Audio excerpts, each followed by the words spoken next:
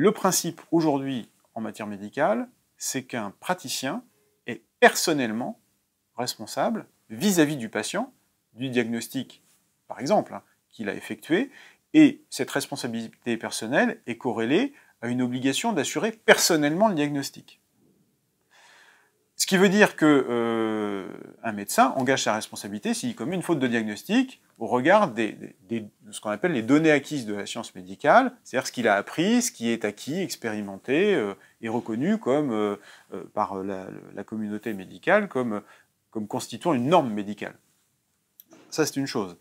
À partir du moment où le médecin, on lui offre un certain nombre d'outils qui peuvent l'aider dans son diagnostic, le risque pour le médecin, c'est par souci de facilité de partir dans un sens que lui suggère la machine.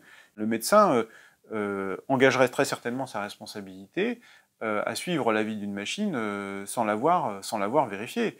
On n'a pas encore de cas de responsabilité jugé sur ce point, mais dans des cas un peu, enfin, pour lesquels on pourrait faire un parallèle, il a déjà été jugé, par exemple, qu'un médecin ne pouvait pas se réfugier derrière la confiance qu'il avait dans un laboratoire de biologie médicale. C'est lui qui doit vérifier, compte tenu des données recueillies par le laboratoire, que le laboratoire n'a pas commis d'erreur de diagnostic. Se contente de répercuter un mauvais diagnostic, il engage ses responsabilités. Le laboratoire aussi, mais pas uniquement le laboratoire. Ce qui, évidemment, pour le médecin, fait peser sur lui une responsabilité assez lourde. Et aujourd'hui, en tout cas, on ne peut pas dire qu'un médecin peut se dédouaner à raison des erreurs d'un algorithme incomplet, insuffisant, limité. C'est une aide, mais ça n'est pas un substitut à son propre travail. On pourrait prendre le problème quasiment à l'inverse, c'est-à-dire que on peut se demander, cela dit, dans quelle mesure on ne pourra pas engager la responsabilité d'un médecin pour n'avoir pas eu recours à ces machines, à ces algorithmes dans le futur. C'est-à-dire que autant le médecin doit rester maître de son art, donc il doit procéder à des vérifications, autant on pourrait lui reprocher ce qu'on n'aurait pas fait nécessairement aujourd'hui. L'échographie est par hypothèse un mode de diagnostic qui est imparfait, puisqu'on n'a pas l'image directement de ce qu'on examine, mais un écho. Aujourd'hui, admettons qu'on ait un cliché difficile à lire.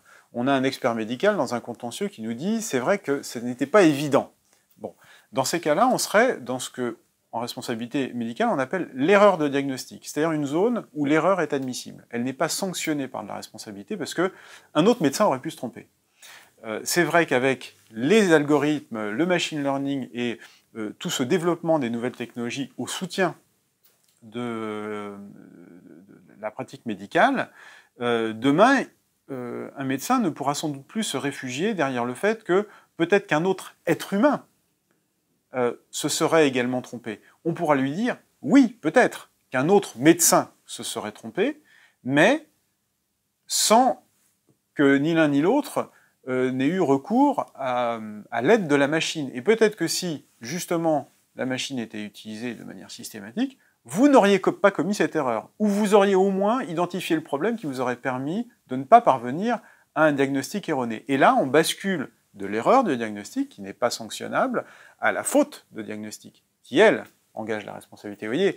Et ça, je pense que dans la part de l'erreur et la part de la faute, il n'est pas exclu que, justement, toutes ces nouvelles technologies réduisent le cercle où se trouve une erreur et augmente les possibilités de reconnaître une faute.